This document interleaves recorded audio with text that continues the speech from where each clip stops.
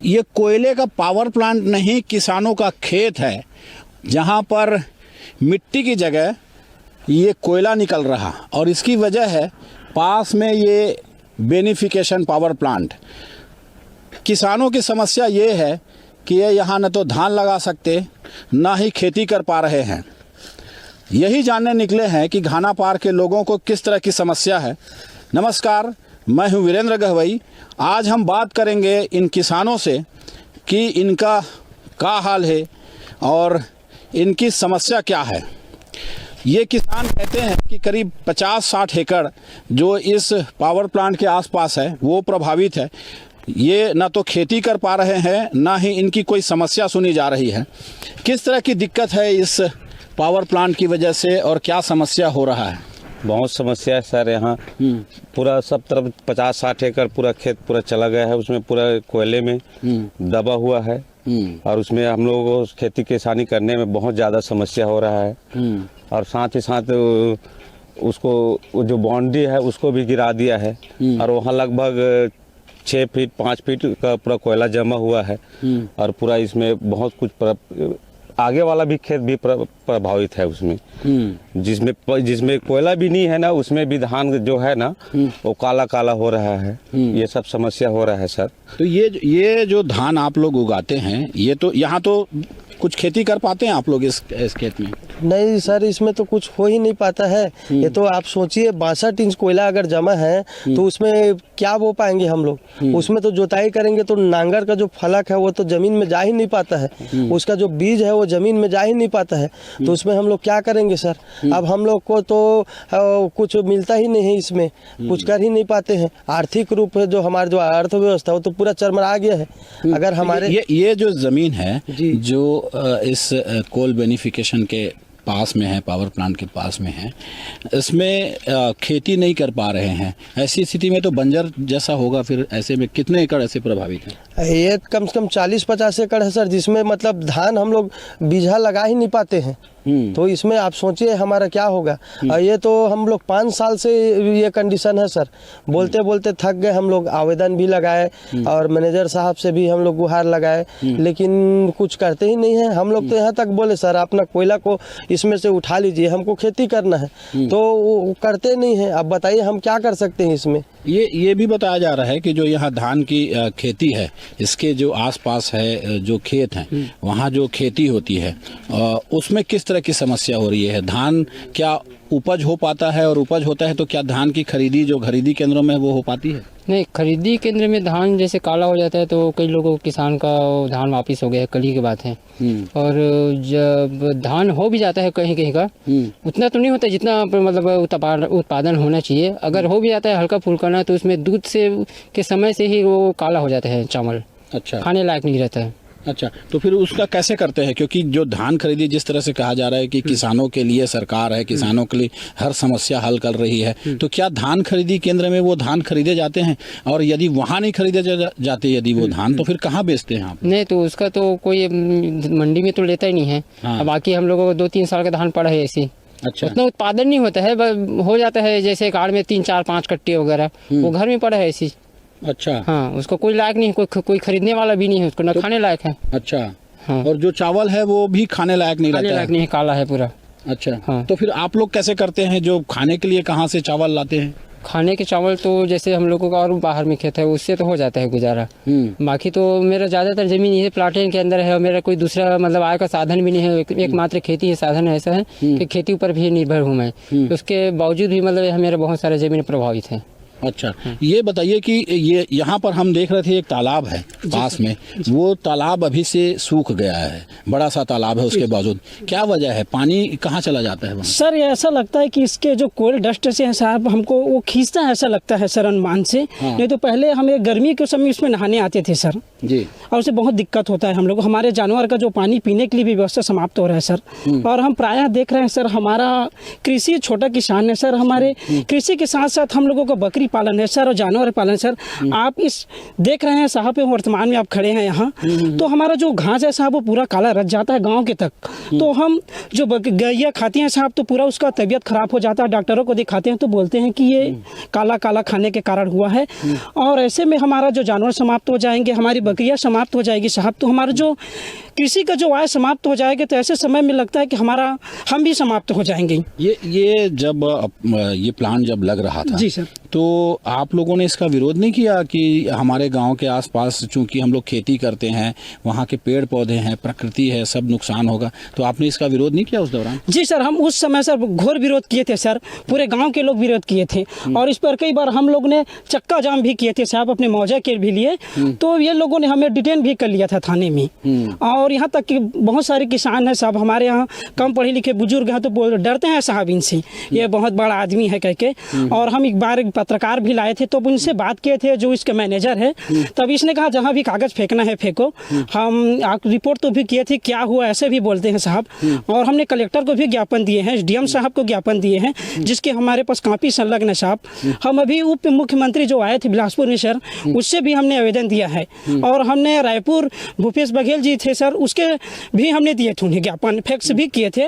और लगातार 5 सालों से हमने अपने जो पूर्व विधायक थे ठाकुर साहब, उनसे भी हमने दिए थे। वो बोलते थे कि हम कराएंगे, और आज तक हमारा समस्या का कोई हल नहीं हुआ साहब। प्रशासन भी सुनवाई नहीं कर रहा है, ऐसे में लोग जाए कहाँ? ये एक बड़ी समस्या है।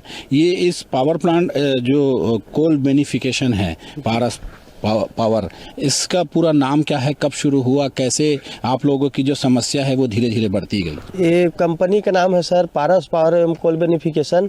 और ये तकरीबन मतलब 2013 से इसका शुरुआत हुआ है। अब उसके पहले शुरुआत में छोटा था सर, तो हमारे बुजुर्ग लोग विरोध किए।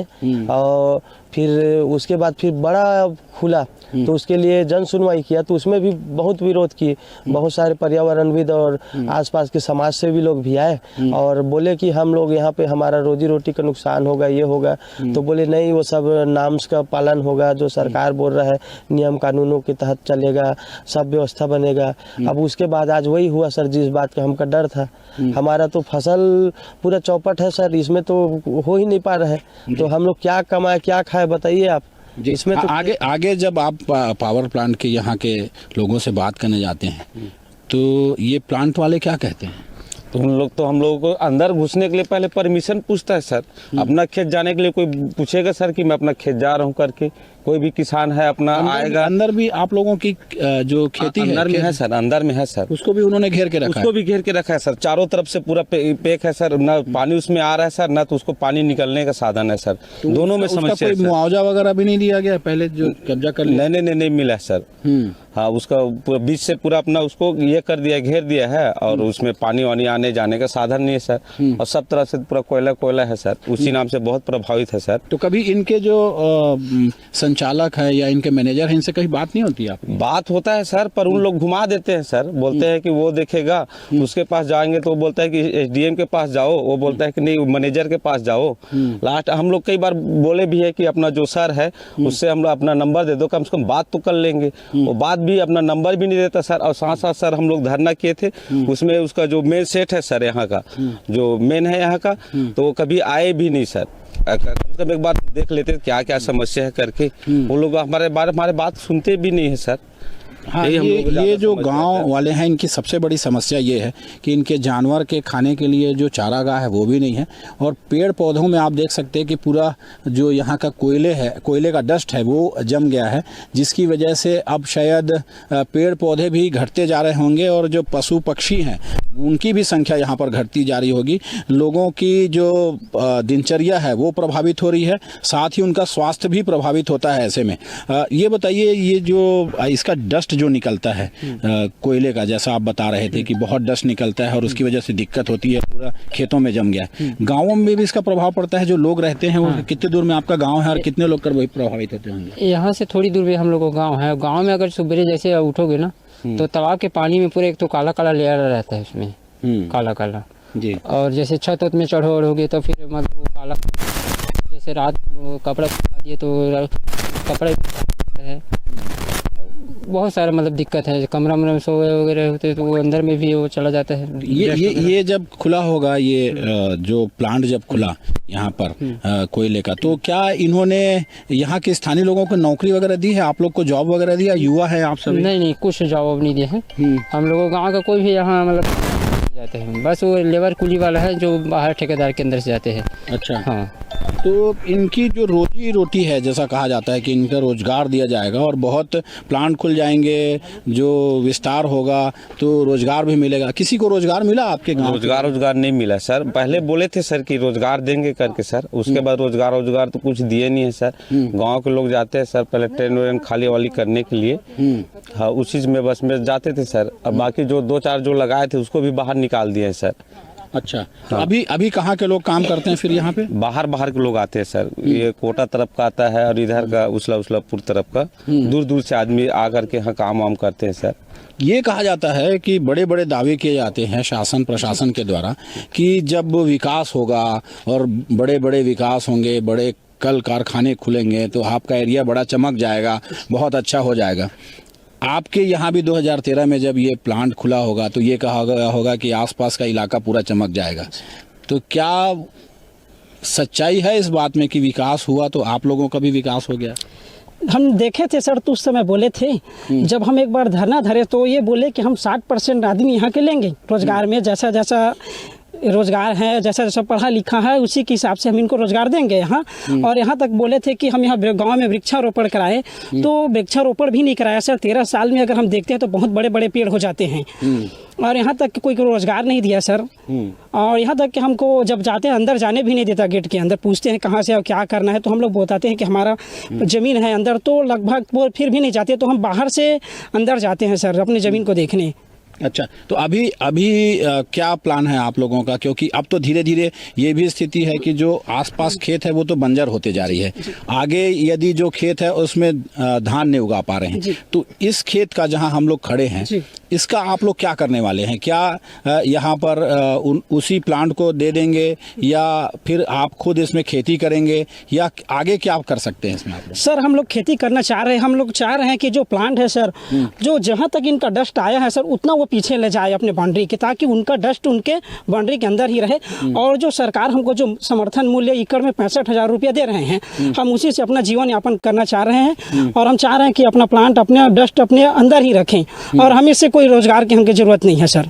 आपने एक बड़ा आंदोलन किया था, बड़े लंबे दिनों तक चला, रात दिन आप लोग आंदोलन करते रहे। उस आंदोलन के दौरान तो बड़े बड़े अधिकारी आपके पास आए थे, बड़े समझौते किए गए थे कि नहीं अब ऐसा नहीं होगा। जी सर, उसमें समझौते किए थे सर, उसका सील वगैरह सब है हमारे पास, आवेदन में दिए थे हम, लिखित है हमारे पास। तो तहसीलदार साहब वगैरह लोग थे तो बोले थे कि हम यहाँ 60% देंगे और पूरा यहाँ के आदमी को रोजगार देंगे कह के। और यहाँ तक सब जब इसमें हमारा डस्ट आया था तब वो बोले थे कि हमने बोला कि उस समय हमारा शायद 33-35 हज़ार रुपया बनता था 1 एकड़ धान का, तो हमको 10,000 रुपया दे दिया और बोले सर कि लेना है तो लो, नहीं तो ये भी नहीं मिलेगा ऐसे बोले। तो हमने कुछ किसान थे हम उसमें के, तो हमने बोला कि हम नहीं लेंगे इतना में। तो हमने बोला कि आप नहीं ले रहे हो तो जहाँ भी जाना है जाओ कह के हमको वो मौजा ही नहीं दिया आज तक कि 5 साल हो गए। क्या दिखता है किसानों की समस्या हल करते हैं लोग जो सत्ता में होते हैं, जो पावरफुल होते हैं, वो किसानों की समस्या हल करते हैं? आप लोगों की समस्या हल होगी? पहले तो नहीं हुआ है सर, अब बोला है सर, अभी जो सर अभी विधायक है सर, अब बोला है कि देखेंगे करके, उसी में अब हम लोग उसको देख रहे हैं सर जी, जो कर दे जो थोड़ा बहुत हम लोगों का समस्या हल। और अभी तो खैर कुछ किया नहीं है सर, पहले का भी और आज भी। अब तो सर बल्कि पहले से ज़्यादा खराब ये समस्या बढ़ते जा रहा है सर, कम नहीं हुआ है सर। पहले तो कम था, अब बढ़ते जा रहा है सर सभी चीज़ का सर। हाँ, पानी वानी सभी चीज का। यहाँ पर जो जिस इलाके में हम लोग हैं, घाना पार घोटकू, कितने गांव इससे प्रभावित हो रहे हैं और कितने एकड़ की खेती प्रभावित हो रही होगी आज के दिन में? लगभग ये तो खैर मेन प्रभावित जो है ना सर, वो 40 से 50 एकड़ का प्रभावित हो रहा है और बाकी सर पूरा गांव प्रभावित हो रहा है सर, बहुत दूर तक के जा रहा है सर। इसका जो डस्ट है ना बहुत ऊपर लगा है सर, इसका जो चिमनी लगा है वो उसी से अपना उड़ा करके ना बहुत दूर तक के जा रहा है सर, लगभग पूरा गाँव प्रभावित हो रहा है सर। ये किसान परेशान है, इनका कहना है कि नई सरकार बनी है और नई सरकार से उम्मीद बंधी है, उम्मीदों पर दुनिया कायम है। अब देखिए इनकी उम्मीदें कितनी पूरी होती है, लेकिन ये 40-50 एकड़ की खेती इनकी प्रभावित है।